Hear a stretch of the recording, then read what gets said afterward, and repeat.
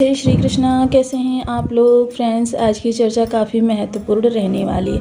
आज हम चर्चा करेंगे ऐसे ग्रह की जो हमारे जीवन में काफ़ी सकारात्मक होता है, हमारे जीवन को एक नई दिशा की ओर ले जाने में बहुत ही महत्वपूर्ण विशेष प्रभाव देता हुआ दिखाई देगा। हालांकि इस समय पर यदि चर्चा की जाए तो इस समय आपके जीवन में जो पिछले समय में काफ़ी ज़्यादा विषम परिस्थिति बनी हुई थी, जहाँ जो आपके जीवन में कह सकते हैं ना कि एक असमंजस की स्थिति बनी हुई थी। हालांकि ऐसा नहीं है कि आपके कार्यभार से संबंधित किसी प्रकार की विषम परिस्थिति थी, लेकिन कार्यभार से आप संतुष्ट नहीं थे। कार्य कारोबार जो आपका चल रहा था, अगर देखा जाए तो पहले की अपेक्षा काफ़ी सही स्थिति में चल रहा था। आपका कैरियर नित्य नई ऊंचाइयों को छू रहा था, यानी day by day step by step चलते हुए आप अगले पड़ावों तक पहुंच रहे थे। लेकिन फिर भी आपके मन की जो स्थिति थी वो आपको संतुष्ट नहीं होने दे रही थी। आज हम चर्चा कर रहे हैं देवगुरु के बारे में। देवगुरु जो हैं वह आपके पंचम स्थान पर एक विशेष स्थिति में जाने वाले हैं। इस विशेष स्थिति का आपके जीवन पर कुछ हद तक सकारात्मक प्रभाव बढ़ता हुआ देखा जाएगा। सकारात्मक प्रभाव बढ़ने के पीछे भी कई सारे रीज़न होंगे, इनकी भी चर्चा करेंगे। लेकिन वर्तमान समय में गुरु की स्थिति की हम पहले चर्चा करेंगे। गुरु की स्थिति, क्योंकि ये आपके राशिपति होते हैं, राशिपति हो या लग्नपति हो, देखिए इन दो ग्रहों का आपके जीवन पर 3 गुना प्रभाव ज़्यादा पड़ता है अन्य राशियों की अपेक्षा। लेकिन अब यहाँ पर गुरु जो है पंचम स्थान पर है, और पंचम स्थान पर देवगुरु कारक होते हैं। जहाँ इनका जो गोचर हो रहा है वो पुष्य नक्षत्र से हो रहा है, और पुष्य नक्षत्र के साथ होने से ये वर्तमान समय में 60 डिग्री के हो रहे हैं। अब ये 7 डिग्री के क्यों हो रहे हैं इतनी शीघ्र ही? क्योंकि देखिए गुरु हैं अतिचारी चाल चल रहे हैं। ये 2026 से इन्होंने जब से अतिचारी चाल पकड़ी है, तब से ये कुछ ही समय के लिए मार्गी चाल चले हैं, वरना ये अतिचारी चल रहे हैं। और 2032 तक इनकी जो चाल है वो अतिचारी ही रहने वाली है। अब अतिचारी चाल का मतलब जिन लोगों को नहीं पता है वो लोग जान लें कि अतिचारी ग्रह जो होता है वो सामान्य चाल से कई गुना अधिक स्पीड से अपनी घूर्णन गति को चलते हुए गोचरीय परिभ्रमण करता रहता है। अब इस गोचरीय परिभ्रमण में देखिए जितनी स्पीड से, जिस सकारात्मकता से ग्रह आगे बढ़ रहा होता है, बिना निर्विघ्न जब वो चल रहा होता है, तो उसी के अनुसार हमारा जीवन प्रभावित होता रहता है, जिस कारण से हमको प्रभाव मिलते हैं। जहाँ ये पुष्य नक्षत्र से गोचर कर रहे हैं, पुष्य नक्षत्र जो कि अनुशासन और संयम, धैर्य का, स्थायित्व का मिला जुला नक्षत्र है, क्योंकि इस पर शनि और गुरु दोनों का ही समान प्रभाव होता है, जिस कारण से यह न्याय प्रक्रिया को और परोपकारिता को विशेष स्थान देता है अपने जीवन में।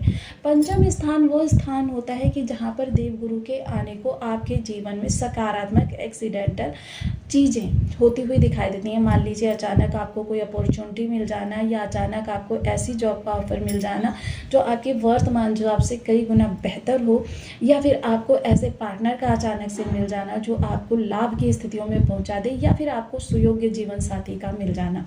ये सभी चीज़ें यह गुरु के पंचम स्थान पर होने पर आपके लिए शुभ निकल कर आती हैं, क्योंकि पंचम स्थान में जब देव गुरु होते हैं तो पूर्व जन्म के वो संचित शुभ कर्मा जिनका लाभ आप उस जन्म में नहीं उठा पाए, उनका इस जन्म में दैवीय सहायता के द्वारा, यानी कि कह सकते हैं पंचम स्थान में यदि गुरु आ जाए तो इस योग के लिए देवता भी तरसती हैं। तो बहुत महत्वपूर्ण होगा, जो आपके जीवन में धन से लेकर प्यार, व्यापार और आपके कैरियर की, आपके स्वास्थ्य और आपकी सामाजिक प्रतिष्ठा, सभी स्थानों पर यह समग्र पकड़ के साथ इस समय पर आपके जीवन को व्यवस्थित करता हुआ दिखाई देगा। स्थायित्व का विशेष यहाँ पर प्रभाव रहेगा कि आपके जीवन में जो भी चीज़ें असंतुलित हैं, असमंजस से भरी हुई हैं, उन चीज़ों में आपको स्थायित्व इस दौरान देने का कार्य यह देवगुरु करते हुए दिखाई देंगे। चीज़ें किस तरीके से बदलती हुई दिखाई देंगी, इन सभी चीज़ों का यहाँ पर विशेष हम चर्चा करने वाले हैं। तो बने रहें हमारे साथ इस वीडियो में एंड तक, आपको बहुत कुछ जानने के लिए मिलेगा। वीडियो बहुत ज्ञानवर्धक होने वाला है।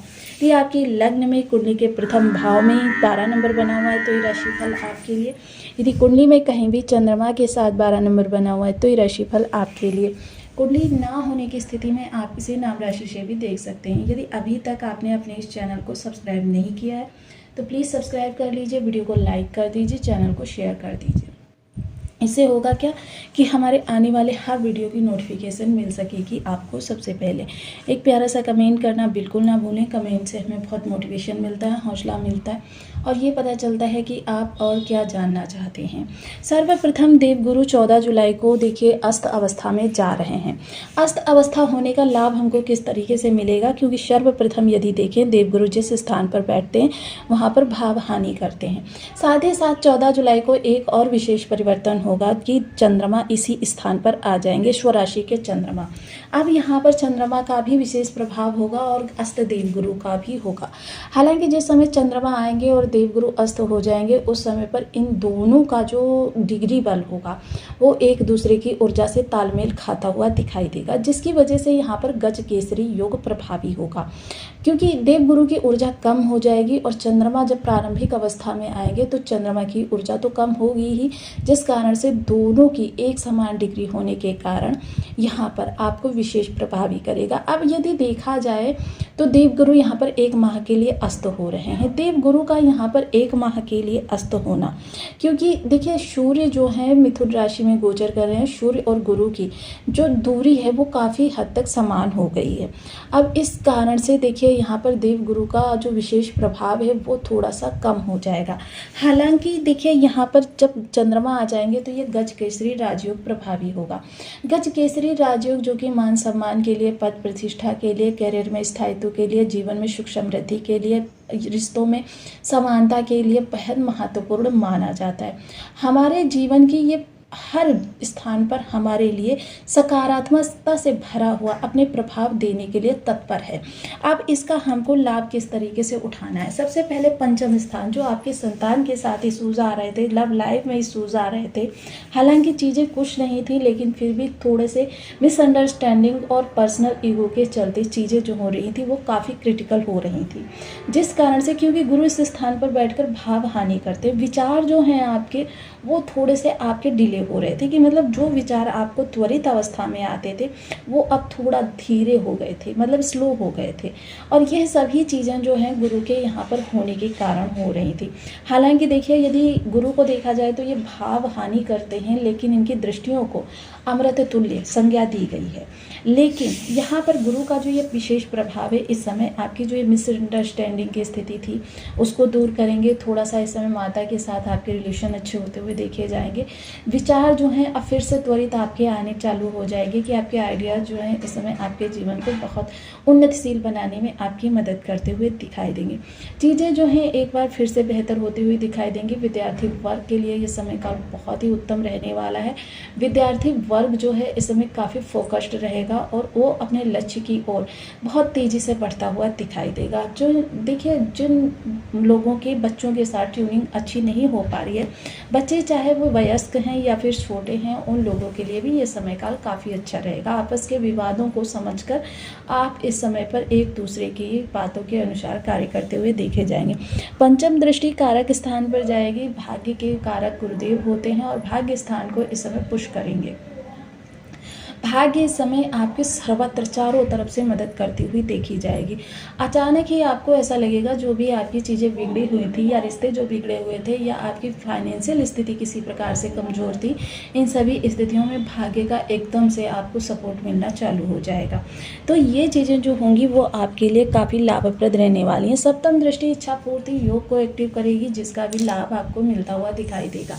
लेकिन थोड़ी सी चीज़ें क्या होंगी, डिसिप्लिन्ड होंगी, जिस कारण से आपके जीवन में थोड़ा सा एक रूटीन जो होगा वो सही होता हुआ देखा जाएगा। जो पहले आप अव्यवस्थित रूप से अचानक कार्यों को कर रहे थे, आपको समझ में नहीं आ रहा था किस काम को पहले करें किस काम को बाद में करें, ये मैनेजमेंट आपका जो बिगड़ा हुआ था वो भी अब सही होता हुआ देखाएगा। समाज में आपकी प्रतिष्ठा थोड़ी सी बढ़ सकती है और इस कारण से आपके जीवन में फिर से एक बार खुशियों की लहर बढ़ती हुई दिखाई देगी। और ये खुशियों की लहर जो होगी एक तरीके से सुनामी की तरीके से होगी कि आपके जीवन में एक के बाद एक लहरें खुशियों की आती ही चली जाएंगी, जिस कारण से आपका जीवन एक बार फिर काफ़ी ज़्यादा प्रफुल्लित होकर आगे बढ़ता हुआ देखा जाएगा। तमाम चिंताओं से मुक्त होकर इस समय पर आप अपने जीवन के लिए काफ़ी ज़्यादा सकारात्मक पहलुओं पर विचार करते हुए देखे जाएंगे। कुछ नई रूल्स भी बना सकते हैं, कुछ नई चीज़ों की रणनीति भी बना सकते हैं, कुछ नई चीज़ों के लिए आप आगे कार्यों को बढ़ा भी सकते हैं। हालांकि वर्तमान समय में यदि देखा जाए, क्योंकि आपका राशिपति अस्त हो रहा है, तो नई चीज़ों की शुरुआत करना आपके लिए बेटर नहीं रहेगा। लेकिन हाँ, अगर अन्य ग्रहों की यहाँ पर सकारात्मकता मिल रही है तो फिर आपके लिए ये कार्य नहीं स्टेब्लिश करना बहुत अच्छा रहेगा। अब इनकी नवम दृष्टि जो कि भाग्य से जुड़ी हुई मानी जाती है, लग्न पर जाएगी तो आपकी तमाम चिंताएं जो होंगी निर्मूल सिद्ध होंगी, क्योंकि गुरु की दृष्टि जिस स्थान पर पड़ती है वहाँ पर क्या होता है, आपको भाग्य का साथ तो मिल ही जाता है लेकिन चीज़ें पूर्ण रूपेण नहीं बिगड़ती हैं। वहाँ पर आशा की किरण आपके लिए व्याप्त रहती है, आपकी चिंताओं को इस समय निर्मूल करेंगे और साथ ही साथ आपके जीवन में फिर से एक नई उन्नति और खुशहाली की लहर को दौड़ाएंगे। आप जितना भी अपने आप को हताशा से भरा हुआ पा रहे थे, निराशा आपके मन में व्याप्त थी, आपकी चिंताएं नहीं छूट रही थी कि आपका जो चीज़ें बिगड़ी हुई थी उनको कैसे सुधारा जाए, फिर से एक बार नए रास्ते की ओर कैसे बढ़ा जाए, इन्हीं सब स्थितियों के आधार पर अब गुरु यहाँ पर अपना कार्य करते हुए देखे जाएंगे। हालांकि गजकेसरी राजयोग प्रारंभिक अवस्था में रहेगा, जिसका लाभ ये होगा कि पहले चीज़ें आपके लिए तेज़ी से, क्योंकि आपकी क्रिटिकल चीज़ों को संभालना है, तेज़ी से वर्क करेंगे, फिर उनका धीरे धीरे आपको लाभ मिलना चालू हो जाएगा। चीज़ें आपके लिए फिर से एक नए रास्ते पर कह सकते हैं ना दौड़ने वाली हैं। अब ये चीज़ें जब दौड़ेंगी तो आपके लिए हर तरफ से प्रफुल्लित और प्रसन्नता की लहर दौड़ती हुई दिखाई देगी। आप एक बार फिर नए रास्ते पर आगे बढ़ते हुए देखे जाएंगे। तो देखिए, इस समय पर आपके लिए कुछ विशेष उपाय भी करने श्रेष्ठ रहेंगे ताकि आपके जीवन में बहुत अच्छे आपको लाभ मिल सके।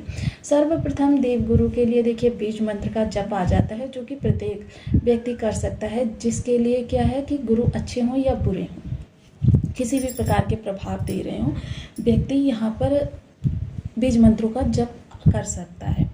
साथ ही साथ अगर मैं कहूँ तो जिन लोगों के लिए गुरु अच्छे हैं वो गुरुवार का व्रत कर सकते हैं, गुरु के लिए जाप कर सकते हैं, हवन वगैरह कर सकते हैं, या फिर बृहस्पतिवार का व्रत कर सकते हैं। जिन लोगों के लिए गुरु निगेटिव हैं, गुरु से संबंधित चीज़ों का दान करें और साथ ही साथ हल्दी मिश्रित जल से स्नान करें। इसके अतिरिक्त हल्दी मिश्रित जल से स्नान करने के अतिरिक्त केसर का तिलक, मस्तक कंठ,